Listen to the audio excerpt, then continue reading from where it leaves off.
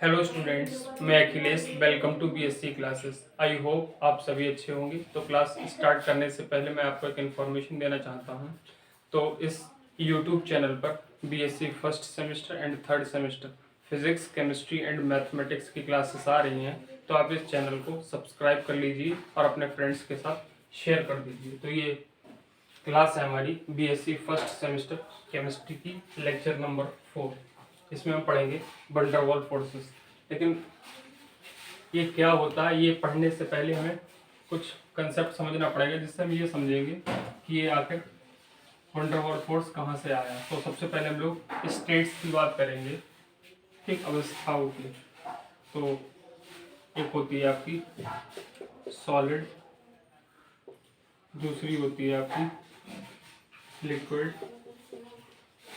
तीसरी होती है आपकी गैस। इन्हीं तीनों स्टेट्स को देखेंगे, ठीक। देखिए, सॉलिड्स में जो आपके एटम्स या मॉलिक्यूल्स होते हैं वो कुछ इस प्रकार से होते हैं। बिल्कुल इनके बीच में स्पेस नहीं होता है।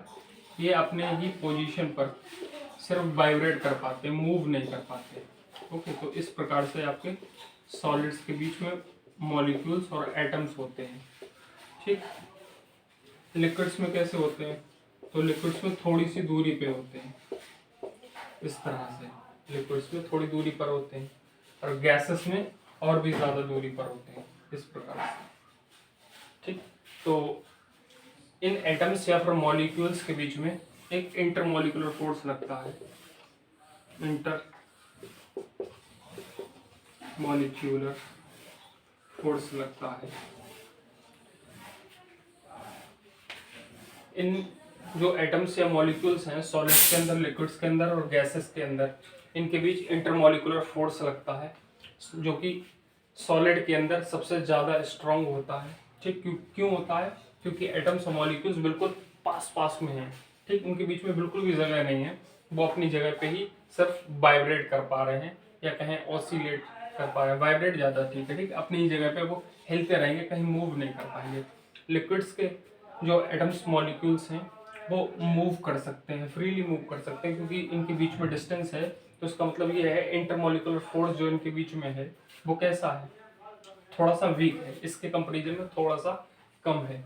और गैसेस में तो मॉलिक्यूल्स आपके और भी ज़्यादा दूरी पर हैं, तो ये कहीं भी घूमे बिल्कुल फ्री हैं आराम से। ये वाला मॉलिक्यूल यहाँ पे आ जाए, ये वाला यहाँ पे पहुँच जाए। तो इनके बीच में इंटरमॉलिक्यूलर फोर्स वेरी वीक है। यहाँ पे इंटरमॉलिक्यूलर फोर्स स्ट्रॉन्ग है, यहाँ पर वीक है, यहाँ पर वेरी वीक है। तो अगर मैं इंटरमॉलिक्यूलर फोर्स यहाँ पर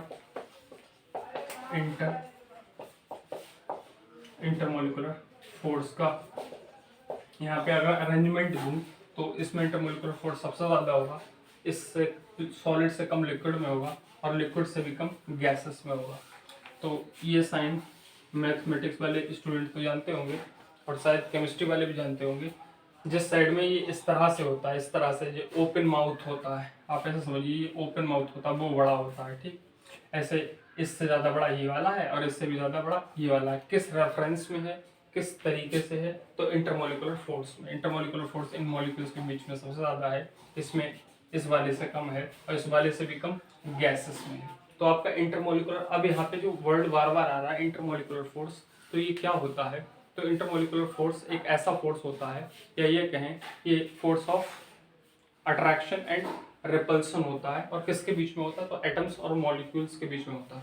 और उनमें से भी जो अट्रैक्शन वाला होता है उसी को हम लोग वंडरवॉल फोर्स कहते हैं। तो स्टूडेंट्स आप ये नोट कर लीजिए, फिर मैं प्रॉपर डेफिनेशन लिख के, ठीक, जो कि आपके लिए भी इम्पोर्टेंट है, तो आप उसे नोट भी कर लेना। वेरी शॉर्ट वगैरह हम पूछ लेता है, और फिर आपको साथ ही साथ में समझा भी देंगे। वैसे तो मैंने आपको बता दिया है, इंटरमोलिकुलर फोर्स जो होता है वो force of attraction and repulsion होता है, जिसमें से जो अट्रैक्शन वाला होता है, इंटरमोलिकुलर फोर्स अट्रैक्शन वाला होता है, उसी को वंडरवॉल फोर्स कहते हैं। तो आप इसे पहले नोट कर लीजिए चाहे तो, फिर उसकी डेफिनेशन वगैरह लिखवा देते हैं आपको। ओके स्टूडेंट्स, मैंने इंटरमोलिकुलर फोर्स की डेफिनेशन लिख दी है। तो इंटरमोलिकुलर फोर्स क्या होता है? तो मैंने अभी आपको बताया था, इंटरमोलिकुलर फोर्स जो होता है वो फोर्स ऑफ अट्रैक्शन और रिपल्शन होता है बिटवीन मॉलिक्यूल्स और एटम्स के बीच में। तो वही यहाँ पे लिखा है, intermolecular force are the force of attraction and repulsion between interacting particles, atoms और मॉलिक्यूल्स, ठीक। वही लिखा। और मैंने बताया था जो अट्रैक्शन वाला होता है इंटरमोलिकुलर फोर्स, उसी को वन डर वॉल फोर्स कहते हैं। तो यही पॉइंट लिख दिया मैंने। The attraction intermolecular force is known as van der Waals force. अब आपका इंटरमोलिकुलर फोर्स भी टू टाइप्स का होता है, एक स्ट्रॉन्ग वाला होता है, स्ट्रॉन्ग इंटरमोलिकुलर फोर्स होता है, एक वीक इंटरमोलिकुलर फोर्स होता है। तो स्ट्रॉन्ग इंटरमोलिकुलर फोर्स वाले में जो एग्जांपल्स, मैंने कुछ एग्जांपल्स ले लिए। तो इलेक्ट्रोस्टैटिक फोर्स जो चार्जेस के बीच में लगता है वो स्ट्रॉन्ग होता है, ठीक। और क्योंकि इसकी रेंज बहुत कम होती है, क्योंकि आप खुद ही समझो ना, न्यूक्लियस का साइज क्या होता है, 10⁻⁻15 मीटर होता है। तो कितनी कम इसकी रेंज है, लेकिन ये स्ट्रॉन्ग बहुत होता है, ठीक। सबसे स्ट्रॉन्गेस्ट फोर्स होता है ये। और कोवेलेंट फोर्स ये भी स्ट्रॉन्गेस्ट फोर्स है, ठीक। और वीक वाला जो होता है वो वन डर वॉल फोर्स, जो वन डर वॉल फोर्स है वो वीक इंटरमोलिकुलर फोर्स होता है। और जो आपकी बॉन्ड एनर्जी होती है इसकी, वो 8 से 40 किलो जूल पर मोल के बीच में होती है। और इधर स्ट्रॉन्ग इंटरमोलिकुलर फोर्स में बॉन्ड एनर्जी जो होती है आपकी, वो 200 किलो जूल पर मोल से भी ज़्यादा होती है। तो आप साफ साफ वर्ड में समझे तो आप ऐसे समझ सकते हो कि जो आपको वन डर वॉल फोर्स होता है, सबसे पहले तो इंटरमोलिकुलर फोर्स क्या होता है, तो फोर्स ऑफ अट्रैक्शन और रिपल्सन होता है मॉलिक्यूल्स और एटम्स के बीच में, उसी को इंटरमोलिकुलर फोर्स कहते हैं। अब वन डर वॉल फोर्स क्या होता है, तो जो फोर्स ऑफ इंटरमोलिकुलर फोर्स जो अट्रैक्शन वाला होता है, ठीक। जो इंटरमोलिकुलर फोर्स अट्रैक्शन वाला होता है उसी को वन डर वॉल फोर्स कहते हैं, जो कि एक वीक इंटरमोलिकुलर फोर्स, जिसमें वीक इंटरमोलिकुलर फोर्स होता है, जिसकी एनर्जी, बॉन्ड एनर्जी कितनी होती है, तो 8 to 40 किलो जूल पर मोल होती है, 8 से 40 किलो जूल पर मोल के बीच में जिसकी बॉन्ड एनर्जी होती है। ओके, आप इसे नोट कर लीजिए। ओके स्टूडेंट्स, अब हम देखेंगे type of one der Waals force. तो वन डर वॉल फोर्स के कितने टाइप्स होते हैं, तो ये 3 टाइप्स होते हैं, ठीक। ये फोर्थ वाला अलग है आपका। तो कौन कौन से 3 टाइप्स होते हैं, डिस्पर्जन और लंडन फोर्स। तो ये जो केमिस्ट थे जिन्होंने ये वन डर वॉल फोर्स दिया, तो उन्होंने ये अपने नेम पे रख दिया लंडन फोर्स। और ये आपका बनता है नॉन पोलर मॉलिक्यूल्स के बीच में। तो ये नॉन पोलर मॉलिक्यूल्स के बीच में बनता है, ठीक। डिस्पर्सन या फिर लंडन फोर्स जो होता है वो नॉन पोलर फोर्स के बीच में बनता है। अब नॉन पोलर कौन से होते हैं, तो उससे पहले आप समझ लीजिए पोलर कौन से होते हैं। तो जैसे ये पॉजिटिव साइन वाला आइटम है, ये नेगेटिव साइन वाला आइटम, तो इनके बीच में जो मतलब बॉन्डिंग बनेगी, अब ये कोई सी भी बॉन्डिंग हो, ठीक। अभी आप ये समझिए सिर्फ पोलर क्या होता है। तो जो 2 पोल्स के बीच में बनते हैं, और पोल्स कब बनेंगे, जब एक तरफ पॉजिटिव साइन होगा एक तरफ नेगेटिव साइन होगा, तब ये आपका पोल बन जाएगा। लेकिन ये नॉन पोलर के बीच में बन रहा है, मतलब पोलर नहीं बन रहा है, मतलब इसमें पोल्स नहीं बन रहे होंगे, तभी तो नॉन पोलर लिखा है। दूसरा आपका dipole dipole force. Dipole dipole, di का मतलब क्या होता है, 2 होता है, डाई या वाई का मतलब क्या होता है, 2 होता है। तो जो 2 पोल्स के बीच में बनेगा, तो ये इसका मतलब कैसे होते हैं, पोलर होते हैं।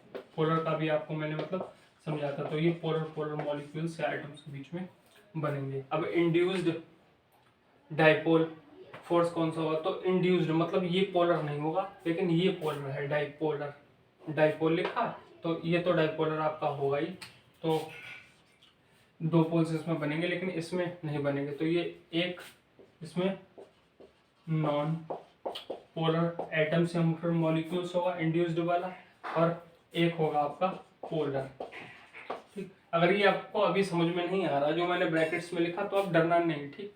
इनकी डेफिनेशंस प्रॉपर लिखाई जाएंगी, और साथ में ये पोलर नॉन पोलर और समझाया जाएगा। ये सिर्फ मैं थोड़ा थोड़ा सा आपको समझा दे रहा हूँ, जिससे आपको अगर पहले से पता हो तो थोड़ा सा समझ में आ जाए, और बाकी नहीं आ रहा तो कोई बात नहीं, आप सिर्फ ये नेम और ये भी साइड में अगर लिखना चाहें तो ये भी लिख लेना, वरना ये ब्रैकेट्स वाला मत लिखना।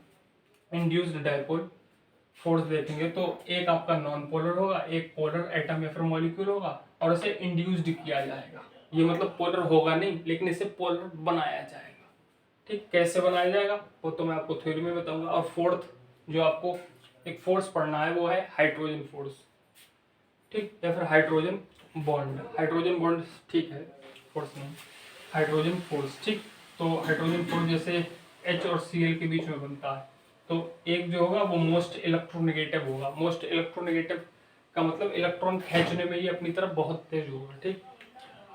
और इसमें लोन पेयर इलेक्ट्रॉन होगा इसमें, ठीक है। तो ये आप टाइप्स नोट कर लीजिए वंडर वॉल फोर्स के, ये 3 टाइप्स होते हैं, ठीक। और ये मत नोट करना, ये मैंने इसलिए लिख दिया क्योंकि ये आपके सिलेबस में है, ये थोड़ा सा मैंने सोचा तो इसका सिर्फ थोड़ा सा ओवरव्यू दे दूं, बाकी इन सभी की डेफिनेशंस विद एग्जांपल नोट करवा दी जाएंगी। तो आप ये तीनों नोट कर लीजिए वंडर वॉल फोर्स में। ओके स्टूडेंट्स, तो एक छोटी सी डेफिनेशन थी उससे पहले, वो मैंने लिखवा दी है। फिर हम लोग वंडर वॉल फोर्स के टाइप्स की ओर चलेंगे। तो जो आपकी डेफिनेशन थी वो आयन डाइपोल फोर्स की है। तो आप इस हेडिंग को ही देख के समझ गए होंगे ये आयन डाइपोल फोर्स क्या है। तो जो आयन और डाइपोल के बीच में लग रहा वही आयन डाइपोल फोर्स है। तो attraction force between ion and dipole, मैंने बताया ये फोर्स आयन और डाइपोल के बीच में होगा, जो कि हेडिंग से ही पता लग रहा है। The attraction force between ion and dipole is known as ion dipole force. और ये वंडर वॉल फोर्स नहीं होता, and it is not a van der Waals force. तो आयन डाइपोल फोर्स जो आपका होता है वो एक अट्रैक्शन फोर्स होता है। तो किस किस के बीच में होता है, तो आयन और डाइपोल के बीच में ये फोर्स होता है, और ये वंडर वॉल फोर्स नहीं होता है, ठीक।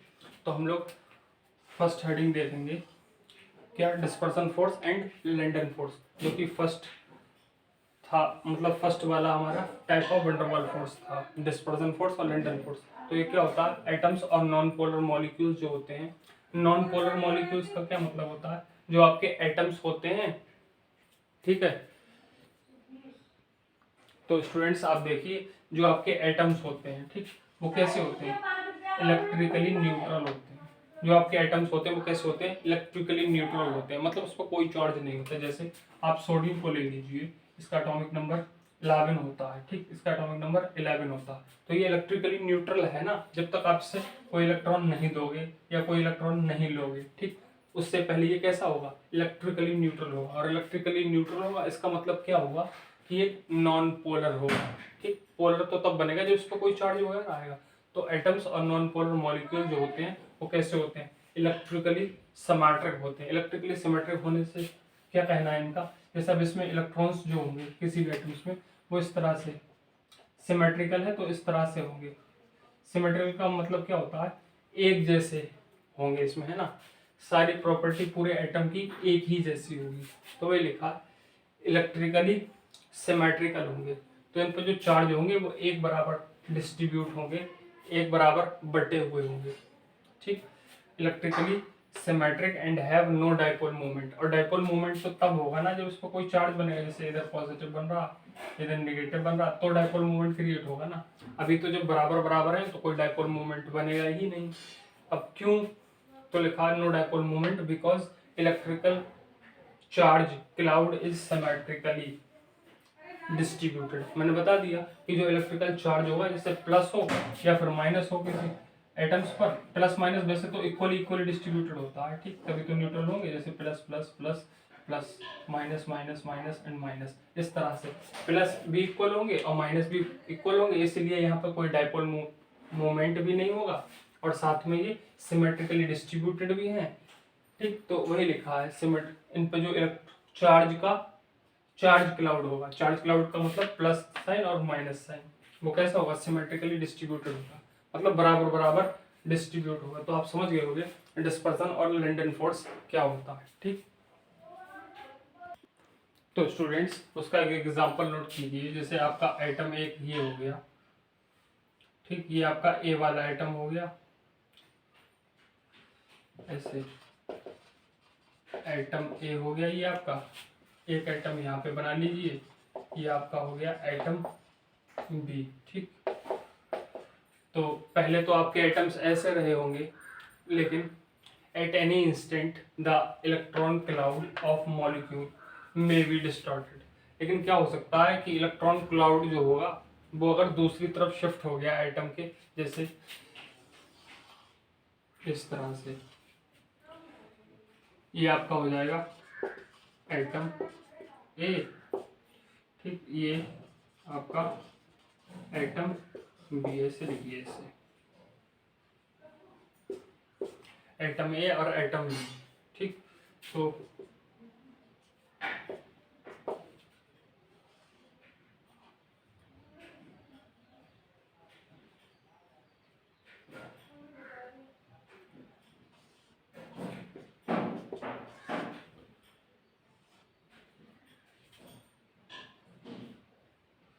या साइन मत लगाइए, आप इस तरह से बनाइए, इधर पॉजिटिव हो जाएगा और ये निगेटिव हो जाएगा, तो इनके बीच में फोर्स क्रिएट हो जाएगा। अभी कैसे होगा ये मैं अभी आपको बता रहा हूँ। तो देखिए, at any instant the electron cloud of molecule may be distorted so that temporary dipole developed. अब क्या होगा, अगर किसी क्षण, एट एनी इंस्टेंट का मतलब यही होता है, अगर किसी क्षण इलेक्ट्रॉन क्लाउड जो हुआ मॉलिक्यूल में वो डिस्टॉर्टेड हो गया, मतलब ब्रेक हो गया, तो इलेक्ट्रॉन्स अगर अभी इस साइड में थे इलेक्ट्रॉन्स, अब वो इस साइड में शिफ्ट होगा, तो जिस तरफ इलेक्ट्रॉन होंगे उस तरफ नेगेटिव पॉइंट आएगा, और जिस तरफ नहीं होंगे या मतलब बहुत कम होंगे वहाँ पे पॉजिटिव चार्ज आ जाएगा दूसरी साइड के कंपैरिजन में।